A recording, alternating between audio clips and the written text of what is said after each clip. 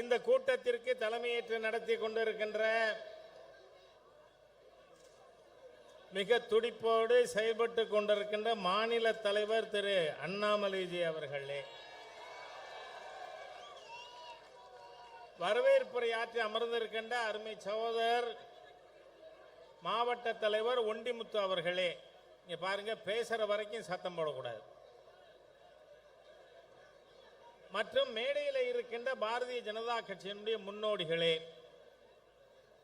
காலத்தின் அருமை கருதி எல்லார் பேரையும் நான் சொல்லல, ஆகவே மூத்த தலைவர்கள் மன்னித்தருள வேண்டும். நண்பர்களே, இந்த கூட்டத்துக்கு மத்தியில் ஆளுகின்ற பாரதிய ஜனதா கட்சி இங்கு இருக்கின்ற ஒரு பாசிச திராவிடியன் ஸ்டாக் ஆட்சியின் காரணமாக நாம கோர்ட்டுக்கு போய் அனுமதி வாங்கறதா?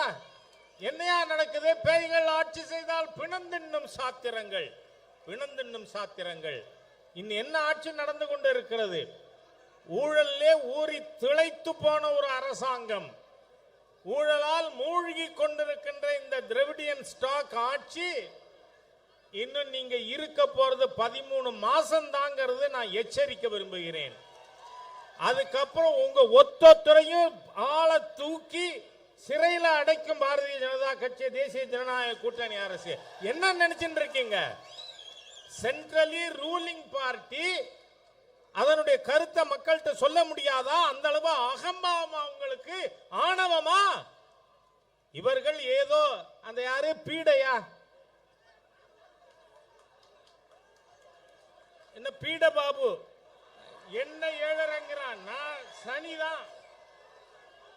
அறநிலையத்துறையை கொள்ளையடிக்கும் சேகர் பாபுவை சிறையிலே வைக்காமல் இந்த சனி ஓயாது.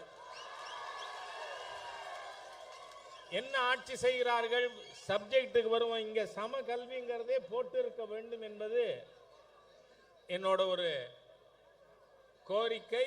அதை இனி அடுத்த இடங்க நம்முடைய பொதுக்கூட்டங்கள் மாநாடுல அதை பயன்படுத்தணும். ஏனென்றால் அந்த செய்தி மக்களை சென்றடைந்திருக்கிறது. நீங்க பாருங்க, கடந்த 4 நாட்கள் நான் சாக்கோட்டை யூனியன்ல சிவகங்கை மாவட்டத்தில் 10 பஞ்சாயத்துகளுக்கு நேர போயிருந்தேன்.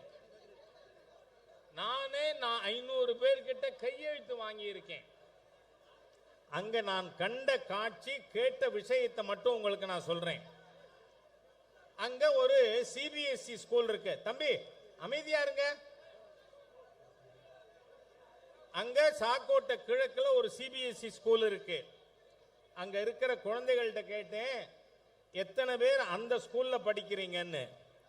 2 பேர் கை தூக்கினாங்க. ஹிந்தி படிக்கிறீங்களா? ஆமா படிக்கிறோம். அதுக்கப்புறம் இங்க ஹிந்தி தெரிஞ்சவங்க எத்தனை பேர்னு கேட்டேன். அதுதான் முக்கியம். அப்ப இன்னும் 2 குழந்தைகள் கை உயர்த்தினார்கள். நாங்க ஹிந்தி படிக்கிறோம். எந்த ஸ்கூல்ல படிக்கிறீங்கன்னு. யூனியன் அரசு பள்ளியில படிக்கிறோம். யூனியன் அரசு பள்ளியில படிக்கும் பொழுது உங்களுக்கு ஹிந்தி எப்படி தெரியும்னு கேட்டேன். தினந்தோறும் மாலையிலே நாங்கள் பிரைவேட் டியூஷன்ல போய் கத்துக்கிறோம்னு. யோசிச்சு பாருங்க, ஒரு சாதாரண ஏழை தொழிலாளி விவசாயி தமிழன் தன் குழந்தைக்கு 3வது கல்வி 3வது மொழி கத்துக் கொடுக்கணும்னு சொன்னா பிரைவேட் டியூஷனுக்கு போகணும். இந்த நிலைமையே நான் கேட்கிறேன், தமிழகத்தின் மாண்புமிகு முதலமைச்சர் மு.க. ஸ்டாலின் அவர்களுக்கு எள்ளுமுனை அளவேனும் தமிழ் பற்று இருக்குமானால், எள்ளுமுனை அளவேனும் மு.க. ஸ்டாலின் அவர்களுக்கு தமிழ் பற்று இருக்குமானால், உங்கள் குடும்பம் நடத்தி கொண்டிருக்கின்ற வேளச்சேரி சன்ஷைன் மாண்டிசோரி பள்ளியை உங்கள் தகப்பனார் உருவாக்கிய சமச்சீர் கல்வி கூடமாக மாற்றுங்கள். 24 மணி நேரத்தில் ஸ்டாலின் அதை செய்யலைன்னா ஸ்டாலின் தமிழ் இன விரோதி என்று சொல்லுவோமா?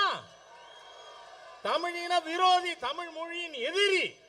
ஏயா யாரை ஏமாத்துற? நான் கேட்கிறேன். நீங்க ஸ்கூல் நடத்துவீங்க, ஏன் அங்க சமச்சீர் கல்வி ஸ்கூல் ஏன் நடத்தல?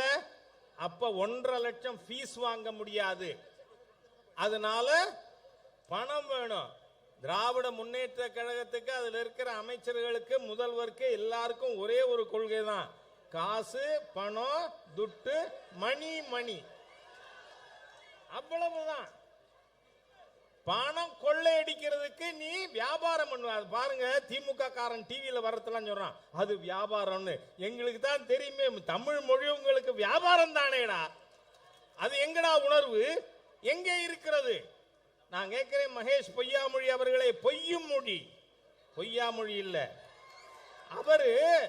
அவரு பையன் பிரெஞ்சு படிப்பாராம். நல்லா படிக்கட்டும், நல்லா இருக்கட்டும். ஏன் ஏழை விவசாயி குழந்தை படிக்க கூடாது? சிம்பிள்ங்க.